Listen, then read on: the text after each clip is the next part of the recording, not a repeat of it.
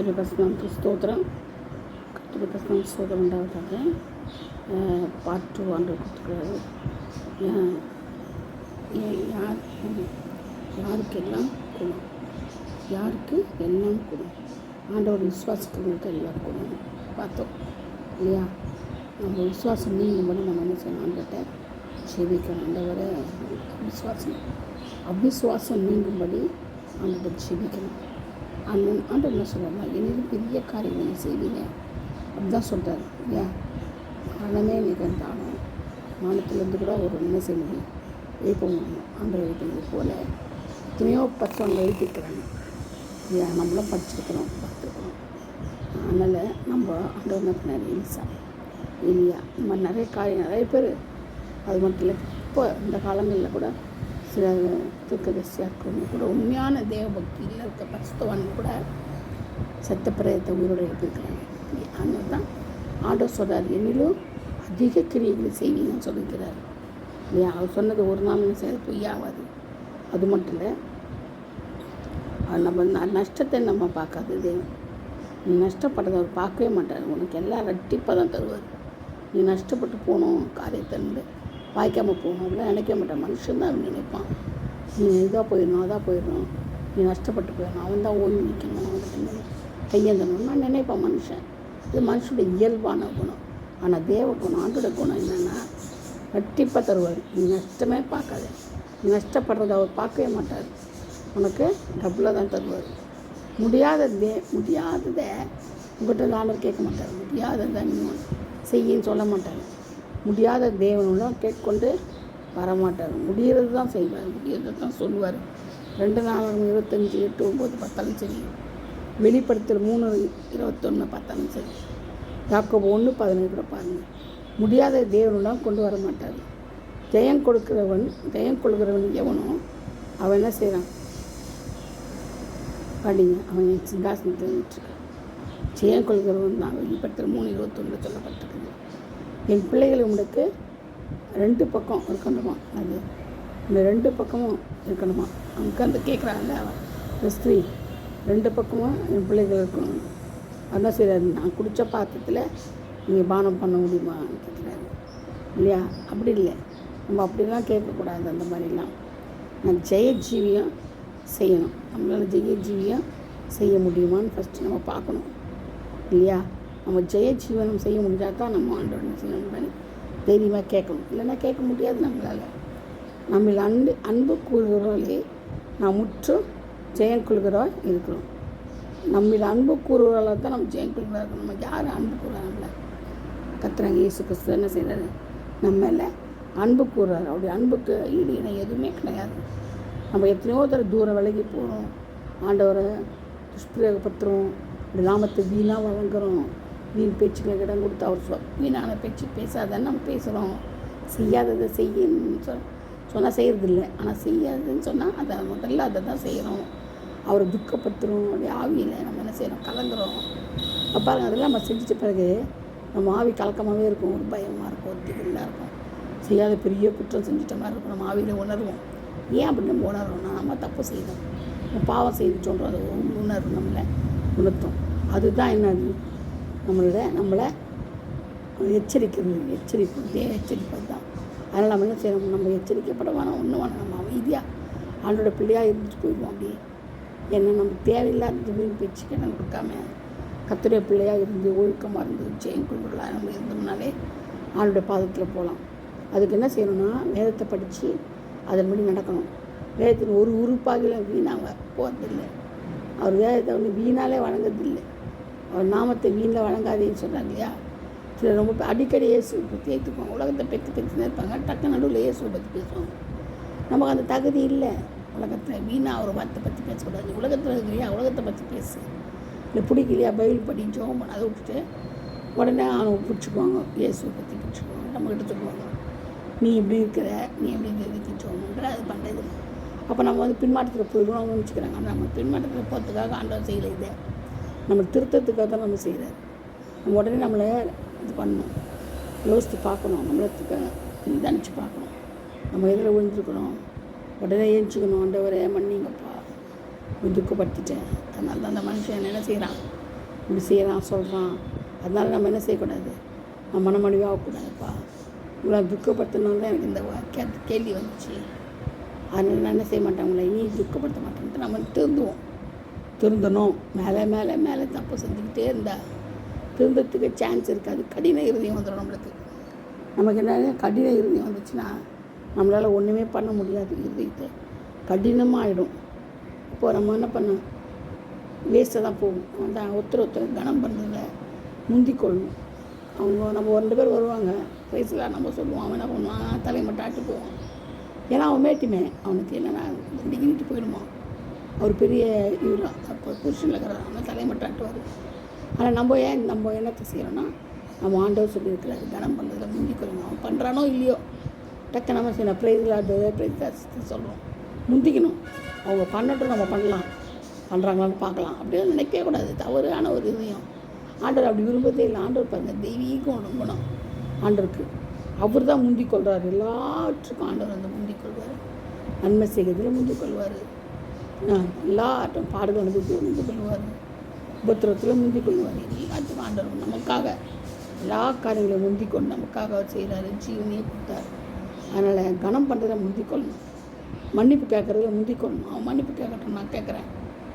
ஆனால் ஆணவமாக இருக்கக்கூடாது. ஆணவம் வந்து நமக்கு வேஸ்ட்டு. உலகம் பிசாசு. இந்த கெட்ட காரியங்கள்லாம் யார் கொடுக்குறா? நம்மளுக்கு பிசாசு தான் கொடுக்குறான். ஆணவமாக பேசுகிறதெல்லாம் யார் கொடுப்பா?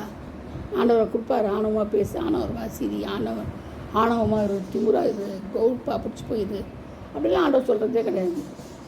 ஒன்றே ஒன்று தான் சொல்லுவார் ஆண்டவர், தாழ்மையை தடுத்துக்கொள்ளணும், தாழ்மையாக இருக்கணும். தாழ்மை ரொம்ப முக்கியம். எல்லாவற்றுக்கும் தாழ்மை ரொம்ப முக்கியம். அதனால் நம்ம என்ன செய்யணும், எதையும் சொன்னால் மத்தேயு 23:26, மார்க் 14:36 கூட எல்லாம் கொண்டு தேவனால் ஒன்றும் முடியாமல் இருக்கிறதே கிடையாது. இது வரையிலையும் அப்படி ஒரு வார்த்தையே கிடையாது. அவரால் முடியலன்றது வார்த்தையே கிடையாது. ஆனால் அதெல்லாம் நம்ம படிச்சுட்டு கனி கொடுக்காமல் இருக்கக்கூடாது. கனி ஆண்டவனை செய்கிறாரு, தேர்றாரு. கனி கொடுக்குறோமா இல்லையான்ட்டு நம்ம கண்ணை மட்டும் வந்து தேர்றாரு. கனி கொடுக்கணும் கட்டாயமாக. ஏன்னா நம்ம எல்லாம் படிக்கிறோம், எல்லாம் செய்கிறோம். படிச்சுட்டு நம்ம கவர்மெண்ட் அப்புறம் இல்லை. கனி கொடுக்கலாம், மாற்றப்படணும், மாறணும்.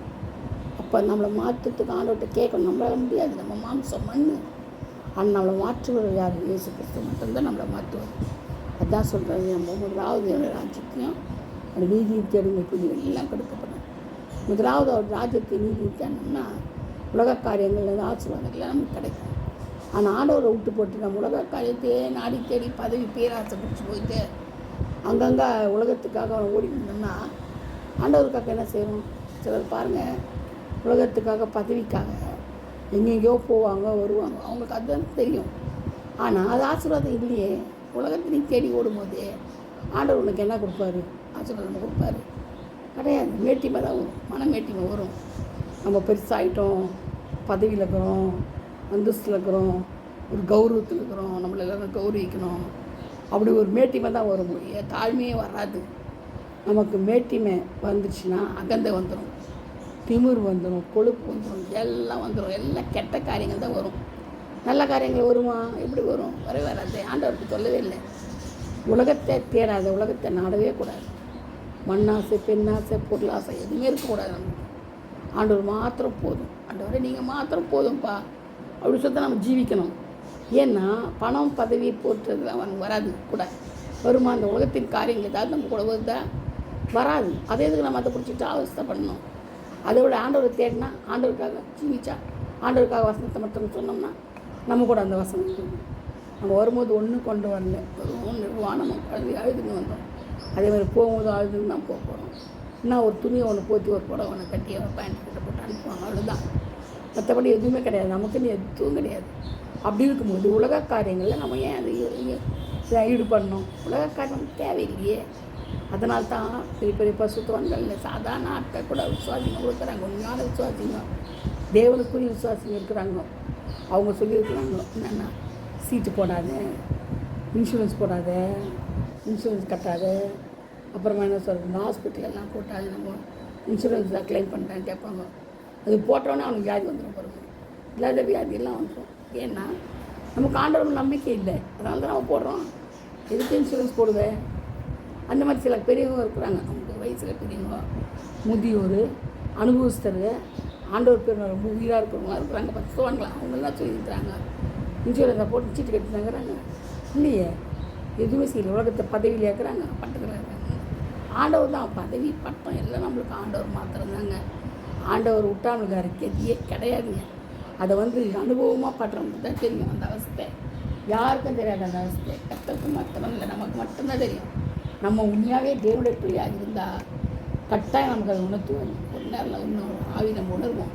நம்ம உணர்வுள்ள நம்மளுக்கு இறுதி இல்லைன்னா அவர் சொல்லிட்டாரு அதுக்கு நம்ம இதுல போகக்கூடாது, அது கூட போகக்கூடாது, அது ஒரு தப்பா இது ஒரு தப்பா விதண்டவாதம் பண்ணி கேள்வி கேட்போம்.